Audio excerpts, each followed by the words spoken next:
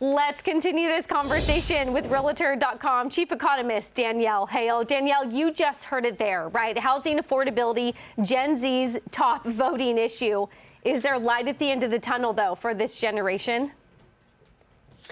Yeah, I absolutely think so. But it is a really challenging place for first-time home buyers right now, young people who don't have a home but aspire to be homeowners one day. Rents are high, home prices are high, mortgage rates are high. It's expensive whether you're choosing to rent or whether you're trying to buy a home. And there's really no escaping these costs, I guess, unless you are able to live with mom and dad, which is not everyone's first choice. So it really is an important issue. And it's no surprise that young people are paying attention. It is for many the number one issue. Danielle, there's a certain segment of the population that is renting, and they're saying actually owning a home, having that American dream is slipping out of reach. And therefore, I'm probably going to end up being a forever renter. I'm not talking about myself here. But there are people who feel that way, and that's because there hasn't been enough supply in the housing market to bring prices down the way they should come down when mortgage rates go up the way they've shot up. So when do we get that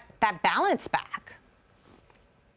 Yeah, builders are working on it. They have been building at the upper end of their recent range. We build roughly 1.4 to 1.5 million homes every year. And builders have been trying to maintain that pace, but they've had some challenges between lot availability, labor availability, and making sure that they can have the buyer demand to sell profitably. They've been doing some interesting things like trying to build smaller homes, but it's a pretty big problem to build out of. Realtor.com estimates that over the last decade, we are short about 2.5 million homes on the low end, could be up to almost 7 million homes. And given that 1.5 million pace per year, even if we just tried to close the gap, we're looking at a multi-year problem. So it's going to take a while to build enough homes to fill in that deficit, while we're also keeping up with the new young households that are able to launch and get out there and need a place to live. All right, I need a bright spot, Danielle, because this is a lot of depressing news. The number of homes for sale is slowly starting to recover, is it not?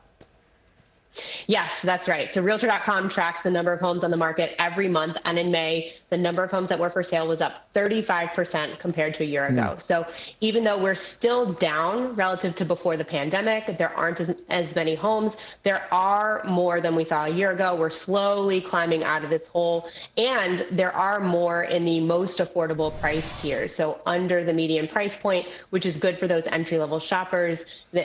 Homes are still expensive, but there are more of them on the market, and that should help to break through some of the logjam for entry-level buyers. We hope so. Waiting for that increased supply. Danielle, thanks so much for joining us.